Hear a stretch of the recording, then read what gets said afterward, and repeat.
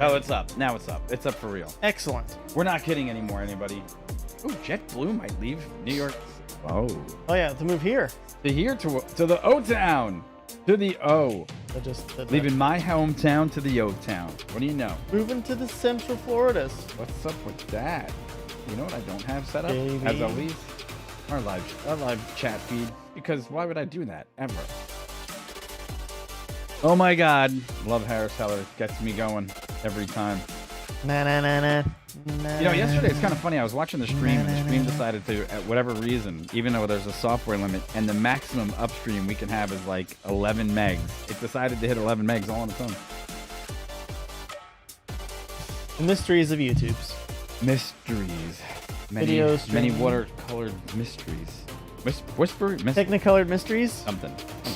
An electric, what is it? Do robots dream of electric sheep? What? What Yeah. What if sheep cat when they want to go to bed? No, that's it was a Blade Runner quote. Hold on. Oh, okay. Hey. It was a book. Oh, that's right. All right, you know what I'm gonna call? I'm gonna call 10 seconds. You know why? Because you feel like it. Because I can. Yeah, do robots dream of electric? Yeah, that's it. I knew it! 5 seconds. I'm calling 5 for the 24th of March. Ready? 4. You do that. 3, 2, 1. And hello, everybody. Welcome. OMG, Not we're Your Average live. Show. Corey Mike here. How you guys doing? It is Yep. March 24th, as I alluded to. And we are here today to talk to you about our electric future. That shocking impacts it may have that everyone may or may not realize. We got some MoviePass updates for you. Oh, yeah. Corey's going to talk about Tesla and Bitcoin. We got a Lexus SUV EV coming out or something. It looks weird. That's something else Hatch, we got maybe? I don't know. Yeah, we got that. And what else we got? We got anything else? Well, some California EV news. Oh, yeah. And then some Toyota news. And I mean, yeah. Corey's also going to talk about solid state batteries. Yeah, here we go again. Yeah. So the future of what everyone's waiting for in the electric universe. And I guess let's just lay this out, right? We hinted at on Monday when we talked about the fact that the EV future is coming. We alluded that we're going to bring up an article by Toyota that basically says, hey, slow to your roll on everybody going electric. Yep. Because it's important that we understand that we have the infrastructure first before we make all these moves to electric. Then Corey's going to plug in his 2 cents about solid state batteries. Oh my. Yes. Mm-hmm. I shall. It shall happen. That's going to happen. And then it's an interesting conversation though, and we have to stage it appropriately because it's good to know about solid state technology and what it brings to the field. So Corey's probably going to talk about that first. Yep. And then we're going to get into a little bit of a debate because we want to hear from you guys on what you think, because I think we're getting to the point now where people are accepting the fact that there's going to be some sort of electrified future down the line, right? Yep. Okay. Yep. And then on top of that, we have other parts that we're going to look at in that same vein, that why it's a good thing and why it's maybe not so good thing. So there's that. And that's just the points that we have to make, right? And what else is in? There's something else. There's a surprise. Well, we got the MoviePass news first, right? Talk about that first. So let's just we're gonna show you basically the now new release of MoviePass Ventures. Their top dog. This is what they've brought to the table here, and we have it first. It's an exclusive here on the channel. MoviePass, just for you guys. Back from the dead. It is MoviePass. It's back from the dead, and here it is. Oh yeah. This is the MoviePass news you've all been waiting for. So yeah, there you go, everybody. So okay. Why are we showing this? Because you just got rickrolled just along the same entire universe got rickrolled by MoviePass. So let's just check this out, right? Corey and I spoke about it last week. Yeah. Talked about MoviePass. We brought up the Variety article that there was a lot of speculation that MoviePassVentures.com, when it launched, was the relaunch of the MoviePass. And Corey, if you want to elaborate on what MoviePass was. Yeah, sure. So MoviePass, if you guys are not aware what MoviePass was, back in not too long ago, but MoviePass was a company where you could buy a membership to this thing called MoviePass. You get an actual pass. You're a member of this program. and participating movie theaters in person that participated with MoviePass, you could go and you could watch free movies or extremely discounted movies depending on showings and IMAXs and stuff. And there was at one point there was a membership. You could be a member for monthly memberships or yearly memberships, and you could watch like legit, no joke, unlimited movies in person. Not IMAX, but I mean depending, right? But literally unlimited movies in the theaters. You could go to movies like every day, all the time. It was actually really nice. The wife and I, we did it with some other friends too, and it was really cool. So, but anyway, obviously, there were some multiple things wrong with their business practices, or not their business practices, but their how they were planning on making money, and ended up. Long story short, MoviePass went under, Yep. and that Way was kind of under. that. That was kind of it. It was gone. So then Mike and I see this in the news. There's multiple places reporting, "Hey, MoviePass has a new website up, and it's got a countdown timer on it, and Guess that's all we what? really know." Guess what? So Well, the here it timer is. ran out, and Time ran out, right? What's Time happened? ran out. So this is the best part. Time ran out, and if you go into the website right now, this is what's up there, and it's fantastic because it says there's a little line under there, and there's a video of this everybody pretty much talking about MoviePass, right? Yeah. We're gonna play that here in a minute, but this is all that it says.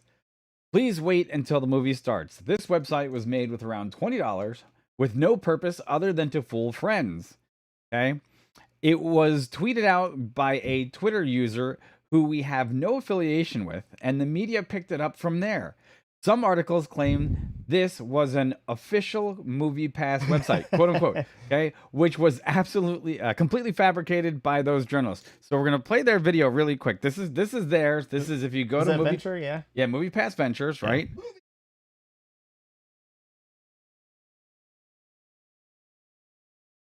That just popped up from MoviePass Ventures that is popped up with a countdown clock. Now, this comes to us from the folks over at Variety. This is Great. On Tuesday, a MoviePass website launched a countdown clock set to end on Monday, March 22nd, and a tagline. The movie is about to start. This is it. Yeah, everybody's talking about it. Yeah. Gizmodo guy. Photos, New York CNN. Post. I It think. appears We got the it- we MoviePass got this from Ventures the New York website, Post. which is separate from the company's original MoviePass.com website, was registered anonymously on February 7th, responded to 2021. none of it? And it's got enough traction that even like a site like Variety is actually talking about it. Wake up, filthy.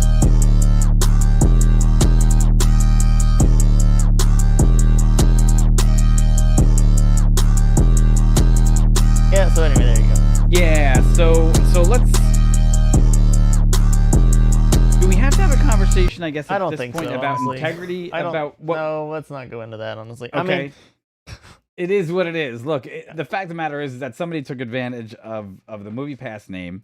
They went out there and they did a great job of basically making sure that people didn't do their homework and just accepting this for what it was. And hey, I'll tell you, whoever put the $20 out there, whoever did it, hats off to you. You got us. You I mean, got everybody. But I mean, I think it's important, not important, I guess, but something to say that the guys didn't even when they put the website up. They literally said it was to fool some of their friends. Yes. Well, they didn't fool some of their And friends. they fooled a lot of people. So, but I mean, there you go. So we all get rickrolled. Sorry, there's no streaming service coming. There's no revival of MoviePass. There you go. That's it. There's nothing else to it. So there you go. It ends. Okay, so wait. Now, It are you ends. disappointed? Are you disappointed? Nah, whatever. No. Seriously, are you? Because No, I don't need another streaming service. Okay, fair enough. That's me though. I mean, Settle down. everybody's got their own opinions, but Don't get excited. I'm excited. I'm excited. MoviePass is not a thing. That makes no, not really. But I mean, no, not really. I mean, it was. I was interested to see what may come of it, Sure, I'm sure everybody was. but I think it's fantastic. whatever. Not really. I think Fine. somebody got the universe, and somebody turned around and just said this would be fantastic if we made this blow up, and I think it's hysterical. That's just great. All right, so with that said, hey, if any of you are out there were excited about MoviePass, you thought it was coming back, I'm sorry. Yeah. We got bad news for you, but you know what? You just got rickrolled, and we got rickrolled. We Everyone all did. got rickrolled together. These things happen. And at least we can sit back and laugh about it at the end of the day, and no harm, no foul. That's about it.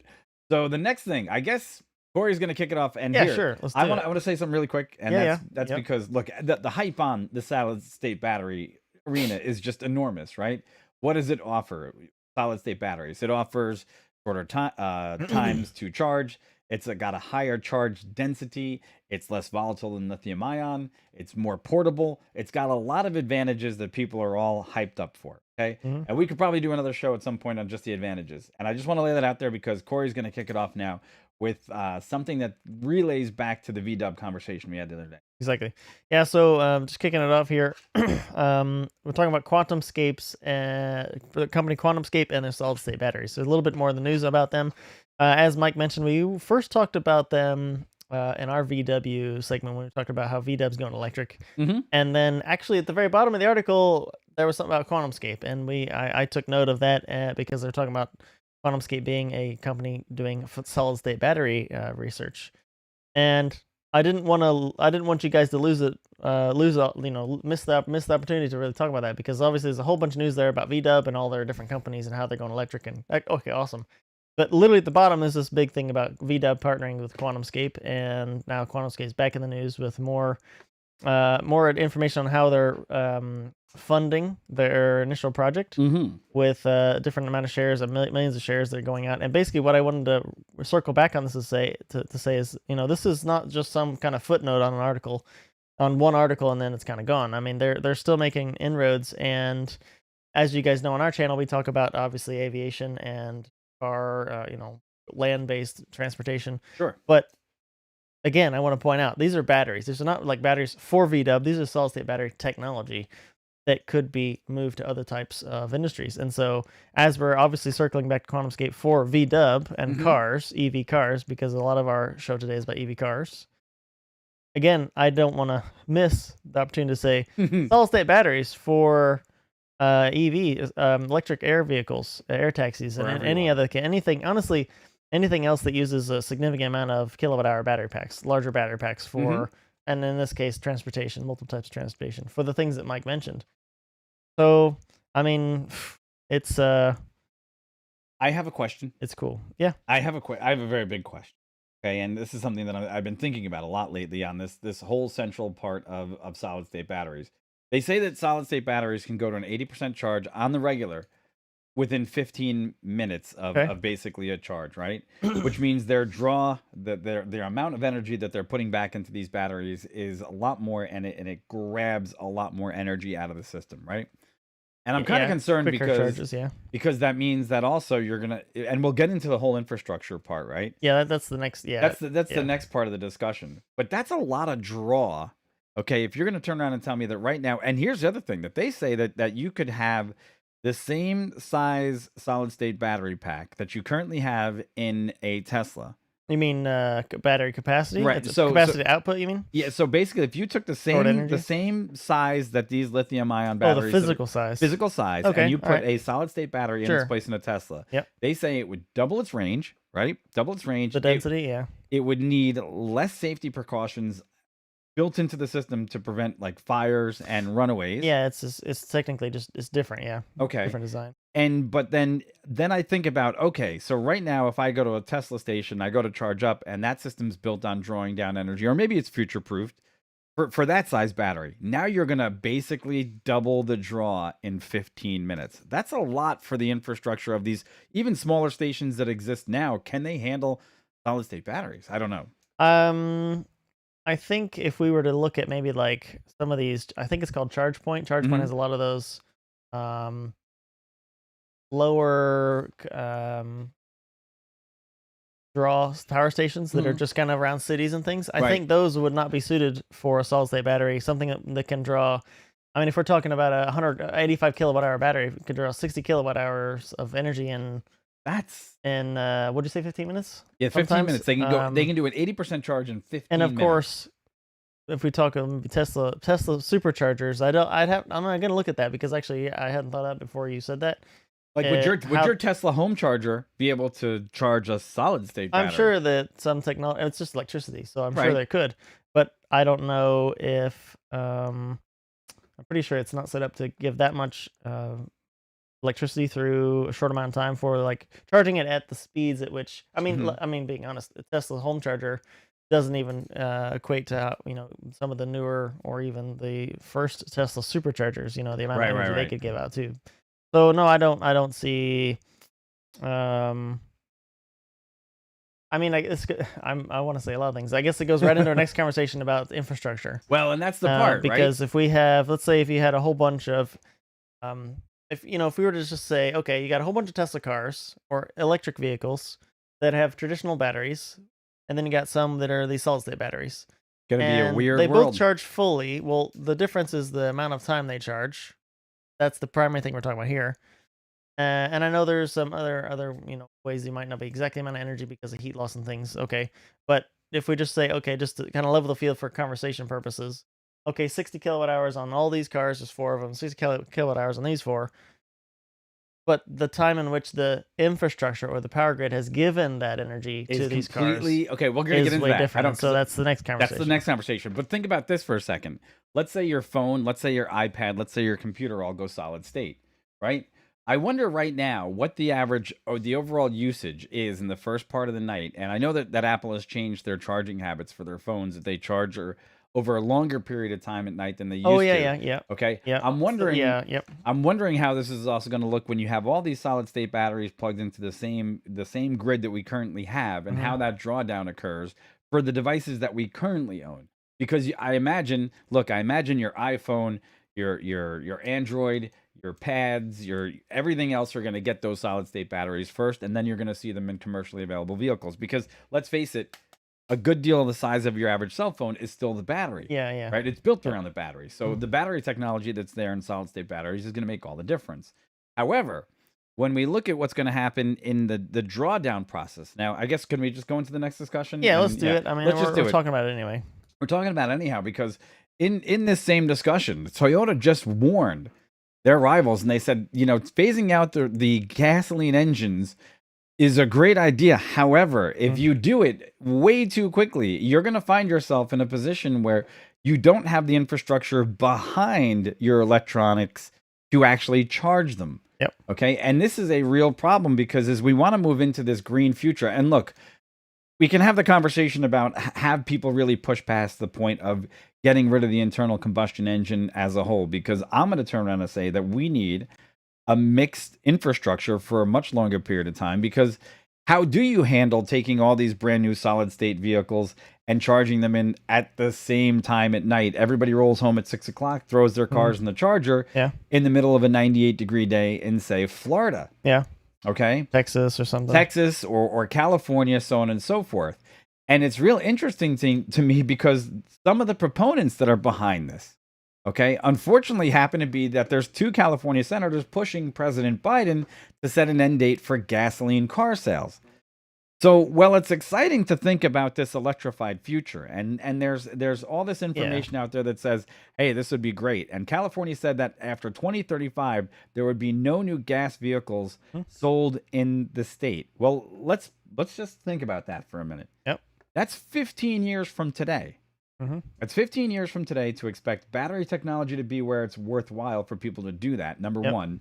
Number two, to have the infrastructure in place.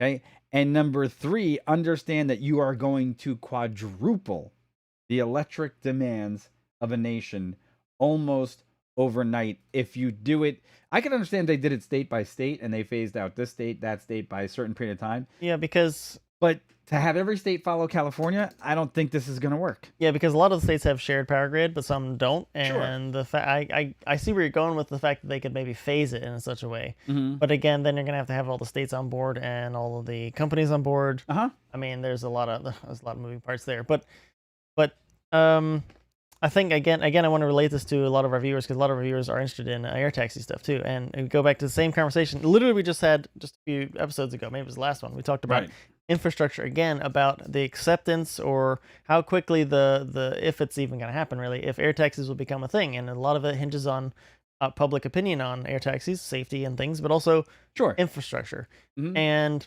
here we go again. We didn't actually plan it this way to talk about infrastructure with air taxis, and then here we go, get some articles about electric cars, and it's really the same question.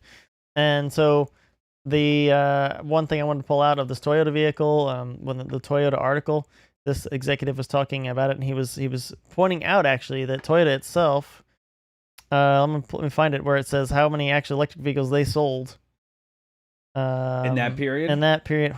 Was it 4 million? Oh, he also took note to say Toyota in 20 years to sell. It took Toyota 20 years to sell more than 4 million, yeah. U.S. gasoline hybrid vehicles. I remember, so those vehicles were hybrid vehicles. We're probably talking like Prius and stuff. Mm-hmm. And those vehicles are electric vehicles, but they're hybrid as well.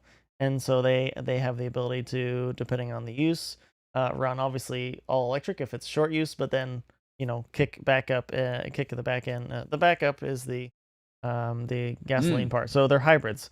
So yeah. So wait, here's something they're kind more of straddling both, right? Right, but look at this. Volvo said the entire car lineup will be fully electrified by 2030. Yep. Okay. Geely Holding Group said 50% of its global sales would be by 2025. Yep. Okay. Ford says 2030, and Tata, Jaguar, they turned around and said 2025. Land Rover, Jaguar, yeah. Yeah. So so what's California going to do at this point? They're going to turn around and say everybody else has to be a part of this whole deal. I get it. And then look, another comment just from James in chat says, "Oh yeah, what about when it's cold in Minnesota?" Yeah, I mean we know there's problems with internal combustion cars if it gets super cold. You might need different kinds of heaters for the block and stuff. Fine, fair enough. Mm-hmm. But overall, I still think they would work better in as stands now with battery technology as it is. The amount of energy you lose in actually cold climates. Because if you're not aware, actually, even EVs that are pure electric, such as a Tesla or anything else that's pure battery, when you get in colder climates, the car itself has to use some of its own energy that it would normally use to go places, right, to keep the battery at a certain temperature, because it has to for the chemistry of the battery and for the safety reasons for the battery. So. And not to mention heating and cooling the car, but that'd be the same with ice as well. But you get the idea. So it's sure. But can you see? Here's the thing, though. If a company is automatically doing it on their own, and look, we even highlighted before that Audi said that they're willing to stop investing in internal combustion engines and no new development of internal combustion engines, so on and so forth. That's happening as well. And the part that I'm hung up on is, do we really need regulators to step in and try to force this to happen when we could just let the natural adaptation of the industry itself? Yeah. Because if Toyota is going to turn and caution people and say, look, it's not going to be as easy as you think. Mm-hmm. And then people turn around and go, no, but we're going to force it to happen. Mm-hmm. Well, aren't you asking for a problem? And look, and I say this only because if you come from an industry like aviation, which the FAA has a hand in and being different, right? When Ford makes a motor car, right? They turn around, they send it off for crash testing. But after that, they basically give it the specs and they send it away and off it goes, right? It doesn't go through a federal approval process for sale. And that's why often people are like, oh, well, this car is good, this car is bad, so on and so forth. But it has to meet some basic standard. Yeah. Unlike when you're talking about something that goes like through the FAA, which is pretty heavily regulated, it has to go through a regime of testing, so on and so forth. It has to be it passes or it doesn't. It has to pass or it doesn't, right? Yeah. Well, we're going to be in a situation where, look, if you're going to mandate that all manufacturers stop selling certain vehicles by 2035 in a certain format, then isn't the federal government going to have to step in and oversee that these things are being taken care of to the way that it should integrate into the new regulations on the electric grid? I mean, where I was going with that, when you're talking, I was like, okay, so what are we going to have basically, because they're going to have what, DOT on coming in to say how they're going to either make cars approved, like, okay, this EV is approved or not to operate on the road. Right. And then the next thing, boom, oh, hey, get Department of Energy in here because, we're going to have this many more cars on the road. I mean, it's kind of widespread there. And I think it's a decent analogy to say, the fact that let industry do its own thing, run its thing, a little bit different than it would be in the aviation industry, because again, car makers make the cars that people want to buy. And what I was going to mention too, it comes back to infrastructure again, but it's to say one of the things that people think about when they want to buy a car that's electric is knowing that there's a place they can get the charge, like where they can fill up, right? Right. No one, myself included, when we're thinking about getting a car, I was like, okay, okay, great. I'm interested in this car. I want the car. Am I going to be able to use it like a normal regular car? Right. Can I go on road trips? Am I going to have any range anxiety, if you guys know about AVs, right? And Tesla saw this ahead of time, and I'm not sitting here saying, "Ooh, Tesla's amazing. I got a Tesla too." No, you can say that. I mean, it's just something. It's a note, but to say one of the reasons that I did go with Tesla was infrastructure for Tesla, right? You guys know they did superchargers. You can go on their website and see they're expanding superchargers all over the world. They got them everywhere. With the point that if you go on a road trip, they've set them in strategic distances from each other based on car performance. that will mean you should never be I have out a of big out but. of range. I have a And big but. that goes with all these other manufacturers. Sure. Are they going to be able to first have somewhere to charge, and two, I guess the question would be, are they going to share? Are they sharing? Well, with that each was I other? was just gonna say. Because are you gonna Tesla's got Tesla. Of course. Are you gonna share? Are you gonna be willing to mean- share that marketplace? Right. Well, who's going to put the chargers in then? Well, no, but here's if you're the going to thing. have, if you go to the gas station, you Sure. pay the gas station, but Okay, you can but fill up here- any car there. There's even one more thing. All those charging stations that are putting in today, are they going to be solid state compatible in the future? That's one question. I imagine Number they probably two, could be. okay, what are the natural resources that you're going to put under strain by trying to make all these other manufacturers comply with these particular regulations? Because look, if you don't have it in oil consumption, and look, I'm not an expert on the economics of scale, the economies of scale, what it takes, on what particular elements are going to be drawn out of the ground for the batteries, what things have to be, massively taken recycling from batteries, resources, all that stuff. right? Yeah. But you're going to put the same strain on other resources that are currently on the resources that we have in other areas. You're just going to take that and move it into a different field because they're not going to be ready. So forget about what you're going to do for the infrastructure at the home level, at the electrical level. Charging What are you home going to and do stuff. at the natural resource level for strip mining to get all the other copper, to get all the other componentry that you need? And what other things in the oil industry that are you going to need as a byproduct of for the new plastics, for the new lubrication systems, and so on and so forth for the fluids?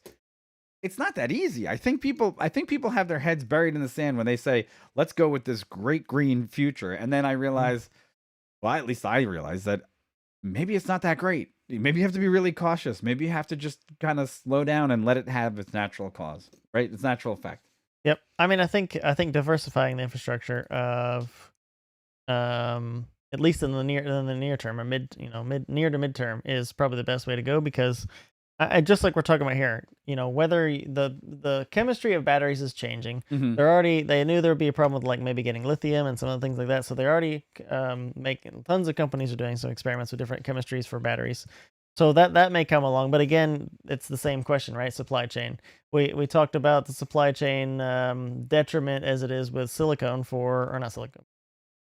Which one? Superconductors Okay. for great GPUs, right? And I know I'm going too much of a tangent here, but it's the metaphor there is pretty easy, right? That went way. I mean, when there's not enough supply, it doesn't matter about demand, right? No, demand true, that goes through the roof, the price can go as high as it can, but if there's just legit no supply, it doesn't really matter.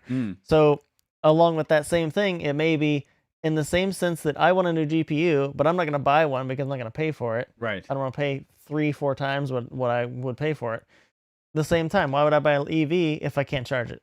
Well, why would you see? Like, here's the thing: if I can't, So if I'm in the market for an EV today, I just stopped looking, and I'm going to tell you why. Because I heard the word solid state, and I went, well, why am I going to buy a car today that I know in 4 years it's going to be down on half the range? It's going to be in a more volatile market, and I'm going to spend more money to run my EV when I could just wait 3 years from now and get the solid state version. Okay. And literally, I just go on pause and I go, looks like it's back to internal combustion for at least another 5 years on a cycle for me, because that's just the way I think. And here's the thing. I want to know what people out there think, because it's not so much to be controversial on the discussion of what's going on. It's how are we going to handle it? Because look, I think unanimously people think and believe and knowingly that their electrified future is going to be beneficial in some ways, with caution, right? Extreme caution. As we move forward. And I think people just have to take a take a deep breath and a step back, just like I should, and think about what it, right? Woosah, breathe in, breathe out. Think about what it is it's going to mean to have that electrified future. I think it'd be good for some things. I don't think you're going to get exactly what people think in their minds. And I hate to bring it up, but that's where I throw my hat back in the ring again for Jet Up Terra, because they're taking off the shelf APU components and something that's already turbine powered, and they're not trying to mess with the system so badly. I think when I still look at Joby and I go, I mean, electric. Look, you're trying to make an electric plane and an air taxi at the same time. Let's not forget one thing. There's not many successful electric airplanes out there right now. Period. The end. Yeah. So, I mean, this is a bunch in the works, but yeah. Yeah. Hydrogen engines. So what about James, So James, hydrogen engines to as a power plant, like to generate the electricity. Is that what you're talking about? Because again, I mean, if we talk about hydrogen, hydrogen obviously is quite abundant. We can get it from many, many places. Sure. Um, Hold on. While you're on that thought, but hey, yeah, folks, yeah. remember, if you get a chance, like, subscribe, follow us. We have more conversations like this coming up. And I do want to explore just this quick conversation about the hydrogen engine. Yeah. No, I'm definitely down with that. Because look, there's been other companies that have proposed putting little baby nuclear reactors on every corner, burying them in under your street, and basically using that as part of your electric power source. There's been other, I think it was the butane powered electrical process that other people are looking at as well for car engines. The only ones that the only one that I think that had a proper running hydrogen engine is BMW. They've been I'm just looking up because I know I've seen some in the past. There's been a bunch of companies trying them out. Let's see. Hydrogen. I think BMW had a hydrogen. Let's find out. I mean, let's review. Let me take a look. Hyundai had the first fuel cell vehicle with launch 2015 Tesla Tucson fuel cell electric vehicle. There you go. So here it is. Actually, BMW has the iHydrogen. The iHydrogen by BMW is BMW's clean energy hydrogen concept and offers a glimpse of the company's next glass-swilling performance SUV. So I knew that they had theirs that they had kind of put out there as well. What else? I know that. What was the other one you said? Honda. Hyundai had a Tucson that apparently have hydrogen. Okay. Partly hydrogen fueled. But I mean, that's what I mean. I mean, it's definitely something to maybe ponder a bit more. Let's see. What's James? Yeah, Honda. The Clarity? Let's see. For car engines, they do. Somebody made. Yeah, I agree with you, James. I mean, there it is. I know there's been a few companies that. There's a Hyundai. This is the Clarity. This is I put in Clarity fuel cell. So this is a fuel cell. Yeah, it's a hydrogen vehicle. So hey, I hate to burst your bubble though. Didn't Honda have the Insight and that was their first EV and it didn't do well, right? But I guess it's interesting we bring up hydrogen in the sense that it's a bit more abundant, but I have to immediately I think, okay, say I wanted a hydrogen fueled car and I was like, okay, this is pretty cool. Mm-hmm. It's certainly very clean. Hydrogen's very abundant. Okay. Where am I gonna fill this thing up? I mean, I know I have seen places where you could fill up your hydrogen car, but not very many. I gotta say. Well, it's going to be interesting to see. So we're going to have to take a look at how this future develops. I think we can revisit this one. Yeah, definitely. Because hey, hydrogen. It's good to get our eyes on it now, I guess. Mm-hmm. So Corey's got another thing to talk about, though. Do you not? What else we got going on here? Unless I just closed it by accident. We got Lexus and we got the Tesla thing. Oh, guess what I just closed? Yeah, you're gonna have to fill some time here. Okay, what you want me to talk about Teslas? Might as well. You could talk about it if I didn't have closed the window on it, so I got to bring it back up. Oh, I see. Yeah. Well, I'll just gently start to bring it. It's in the description too. Oh, is it? Hey, I can do it. Oh, I can do it this way. Hold on. But yeah, so just kind of start this next segment out real quick. So we talked about obviously we're talking about EVs, we're talking about electric cars. We'll talk a little bit about Bitcoin and Tesla, and basically it was kind of burbling in the news, and it was kind of a big hint too when Tesla bought a bunch of shares of Bitcoin recently. You think? And it was all like, oh, I wonder what they're gonna do with that. And then now Tesla officially says that you can buy your next Tesla if you choose with Bitcoin. Mm-hmm. And for me, I'm not that surprised, but I do want to point out the second half of that. I think, okay, say you want to buy a Model 3. And it's however many Bitcoins it is. I want to buy a Model 3. Bitcoin is quite expensive, so you say, hey, it's 2 or 3 Bitcoins or whatever, right? And you do that. Okay, great. Tesla takes your Bitcoin and they put it in their cryptocurrency wallet. They've already said they will not convert the Bitcoin back to cash, which immediately made me think, oh, so literally you could buy your car from Tesla for whatever Bitcoin amount it was. And then if Bitcoin keeps going up, they literally are making more money off of you. And technically, we're like opportunity cost. Technically, that car is costing you more because you don't have the Bitcoin anymore. And Bitcoin's price value went up. So it's literally like, Hmm. hey, you want to buy this car with some stock? Just think of it that way, right? Right. And you're like, oh, just a straight trade for your 10,000 shares of your whatever stock. And you're like, oh yeah, sure, I'm not doing anything with that. And then next week that stock skyrockets. You're But like, doesn't wait? Hold on a second. I But mean, the same cash thing happens with cash money. can inflate. I get that, It does the same thing. but cash doesn't have like thousands of percent increases or hundreds of percent increases. They also don't have crash. Well, it has Um, crashes too, though. Cryptocurrency, obviously a big advantage of this, right, is that if Tesla says, hey, Mike, you want to buy a Tesla Model 3, it's going to cost you 3 Bitcoin. Yes. Hey, guy in India, you want to buy a Model 3, it's going to cost you 3 Bitcoin. It's the same because cryptocurrency obviously is worldwide currency. There's no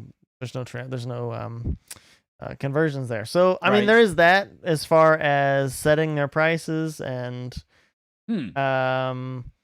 so I got a few thoughts about that. But what do you think, man? Okay, well- and you guys in chat, what do you think? Well, I Mike's talking. think first of all, Elon Musk is a smart person, and obviously he knows that it's really nice to get paid in Bitcoin right now because it's easier than mining it, right? And who knows about the current future of cryptocurrency? There's only one way to make it a solid win for everybody, and that's to start accepting it for actual items. So he's actually pioneering in that respect, right? The value proposition, and I see where you're going with the fact that obviously if you take 1,000 Bitcoin today, it's worth a lot more money tomorrow, and you've lost the Bitcoin. It's done. Mm-hmm. Cash is such a fluctuating market on the downside Yeah. that I think that in the depreciation costs, you're right. Depreciated over time, I wouldn't pay in Bitcoin because my Bitcoin, if I held on to it, will probably not depreciate as much as say dollars. So Or I'm the car wondering for that matter. huh? Or the car for that matter. Or for I mean, the car for that matter. Teslas have kept their value pretty well, but just like you said, Mike, your Yeah. car, as soon as you accept it, it's worth less. I don't know. It's kind of like I get it, but then again, if you go back to what it was, NTFs or NFTs, Oh, Okay. non-fungible NFTs. NFTs, right? Which I did look at. What do we make an NFT? Why don't you take like a Tesla and make it NFT, right? Say this is the first red one off of the production line in Fremont. Boom, it's an NFT. It's an NFT. It's special. It's so And special. You're like, So what's your second well, I thoughts mean, on NFT is a digital technically, so you couldn't really make car an NFT. But you get the idea is still there. this? Right. So what was your second thoughts on this one?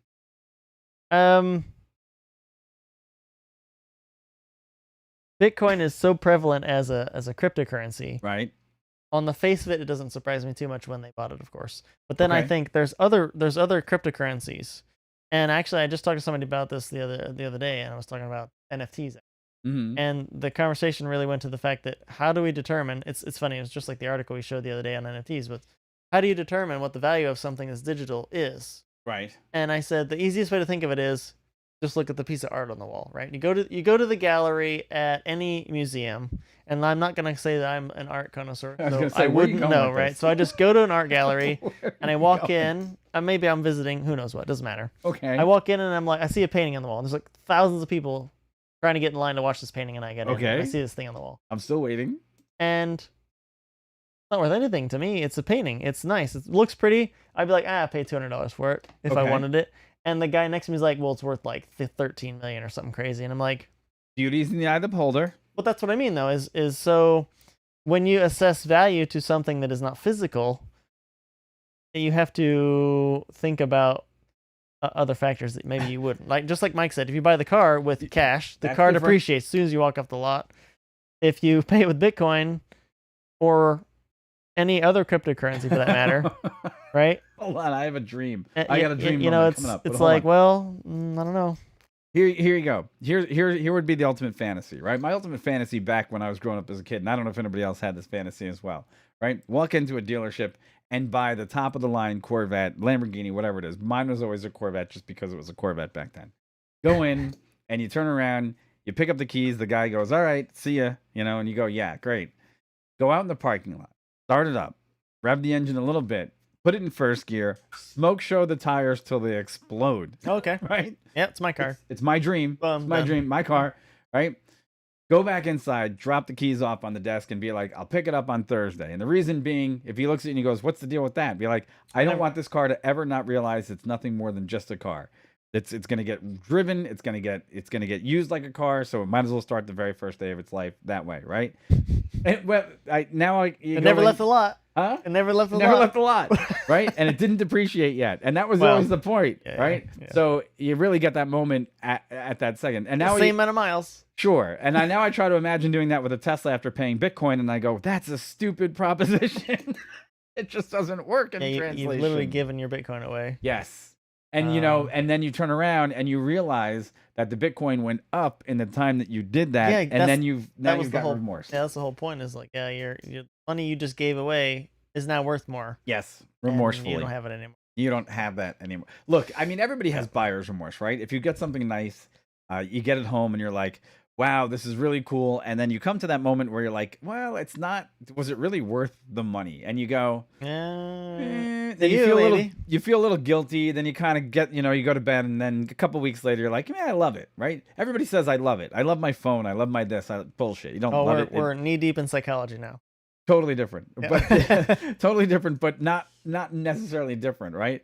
Because the truth of the matter is that we have these tangibles that we associate value to, and I get that, and that's fine. Everybody's allowed to do it, and this show mostly caters towards what would be, I would say, almost ultra luxury items, right?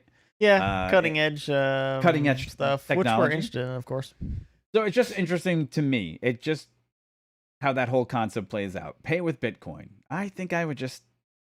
I think I'd just pay with cash. Yeah, but I wonder what the long position is, and maybe we're just not insightful enough to see it, or maybe we already have. I mean, what's his long ploy? Yeah, because if he bought that much Bitcoin, yeah, and they now accept it and they don't turn it back into cash, right? Eventually, the scarcity of Bitcoin goes through the roof, and he makes more money, which makes sense on that aspect. But then, if people are like, it's so scarce at some point that they just don't, nobody's got it anymore, then they use something else. So in the future, we're going to see the Tesla Model SS, because that's going to have the solid state batteries, and then we're going to see the Tesla Model BC. It's going to be the Tesla Model Bitcoin. The Bitcoin model, where you don't actually own it. You don't actually, right? you lease it for Bitcoin, and instead of the Tesla logo, it's gonna have little Doge. It's got a Dogecoin animated, an NFT. You don't own it though. You don't own it. It'll be on the screen, and you could get it signed by Banksy to make it valuable. Wow. What? Why not? No, I'm not saying. Yeah, good. if you're gonna go the whole yard, you guys get where we're coming from. Anyhow, we're making fun of it today because it's just kind of funny that all these other things, I guess, parallel. In the last couple of weeks, it seems like everyone just threw an electric car at the world. I don't know why. Speaking of that. Oh, wait, there's more. You're doing There is more. But hey, remember, folks, like, subscribe, and follow if you get a chance. We're having a little bit of fun with this one today because it's too much. It's a little bit too much of of everyone saying, let's do this, let's do this. And then you get to the point you're like, can we all do this at the same time? Don't know. All right, with proper that said, planning. Lexus has got a new EV concept that's going to land later this month, and basically it looks pretty sleek, and they're kind of giving them the once over on the swept-back look. And this new concept is supposed to come out March 30th, and it's likely a preview of their production model. And let's face it, Lexus has not ever dropped an EV, right?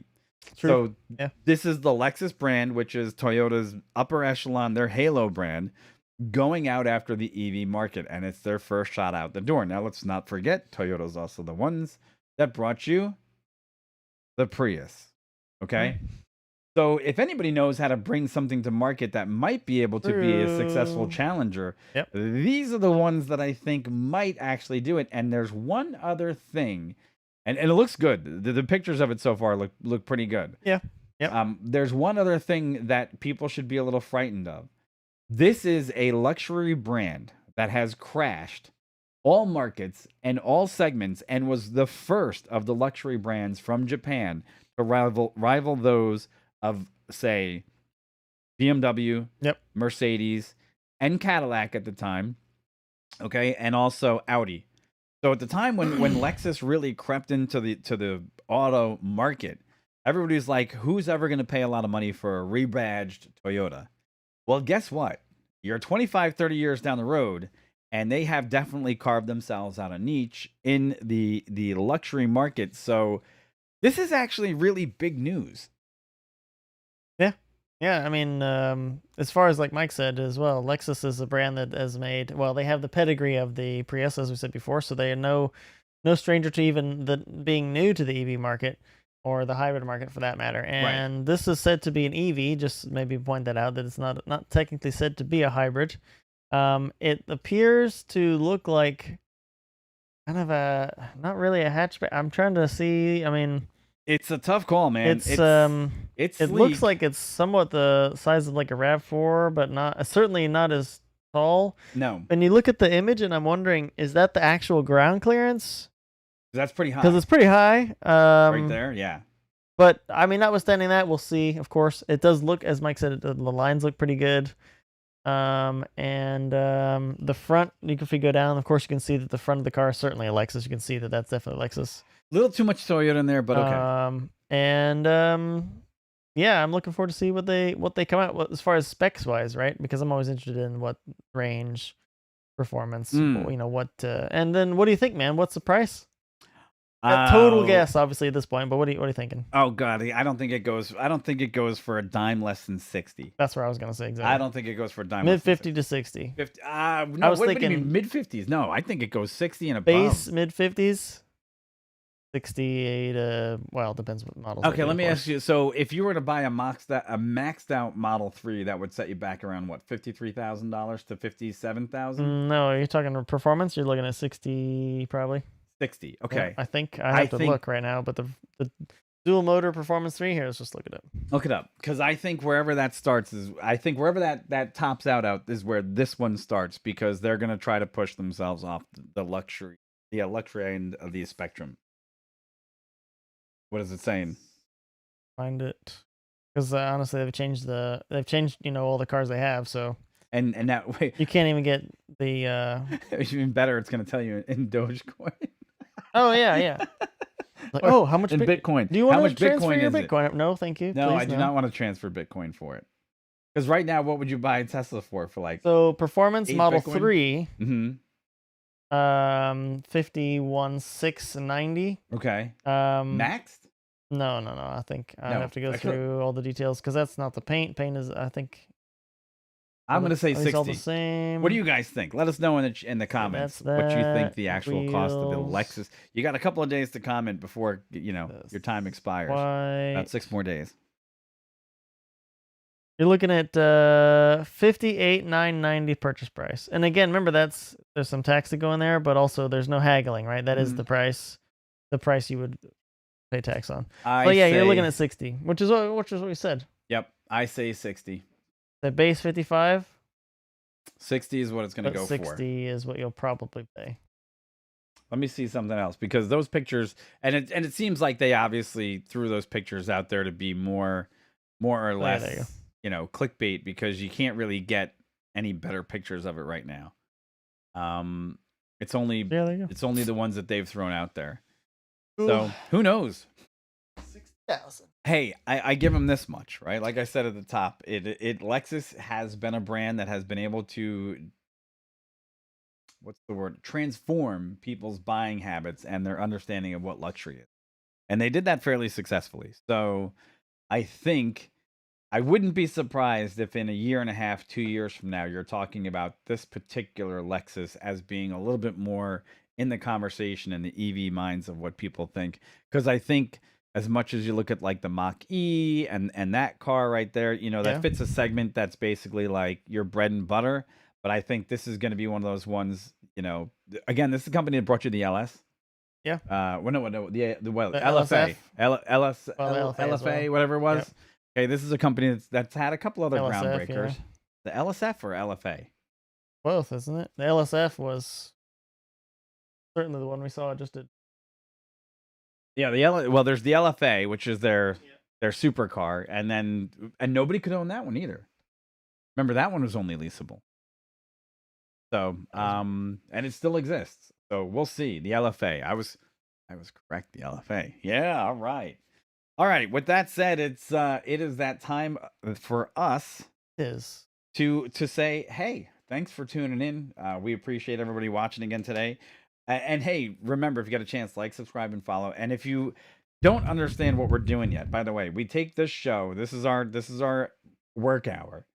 And then we split this up into 4 episodes. So if you think that we're not trying to fool anybody with the double content. It's basically we leave the full show out there for those that want to enjoy the entire show and enjoy all of our segments. Yeah. And then we re-container the parts that we break up into other segments because that's the segments that they belong in. So if you're following us only for cars, you can continue to follow us only for cars, and you'll only get car information in that playlist. So the playlists have made a couple of changes there. If you're in for the aviation stuff, just go to the aviation stuff, and you'll get what you want out of that container. And then if you're in it for the gaming stuff or the other stuff that we do, go there because you'll get it in that container. So we're basically filling different containers. We know, that's what we're doing because exactly people have different interests. We get it. So we get it because we have different interests. Yeah, exactly. Because we're talking about different things too, so we get it. Yep. Yeah.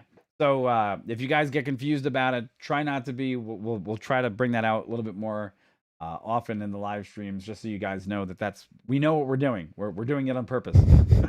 There's a plan. Yes, Plan. There's a plan. Again, thanks for everybody for likes, shares, subscribes. Very much appreciated. It does help us out. We're still looking at some future rocket launches to be live at. The next one should be manned.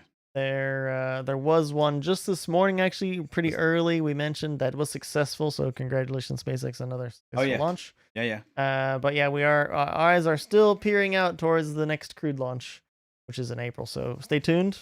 We're gonna be there. Yes, we will. All right, guys. Everybody have a great day. We will catch you. We're tomorrow. We're tomorrow. Yeah. The Skype show tomorrow. Yeah, tomorrow. Excellent. All right, guys. Everybody and gals, everyone out there, take care, and we'll catch you soon. Peace. Bye. Oh, there's the music. Oh, it's the music. Music. Roscoe, don't get too. Oh, he's way too. Definitely not excited. That guy. Can't take him anywhere.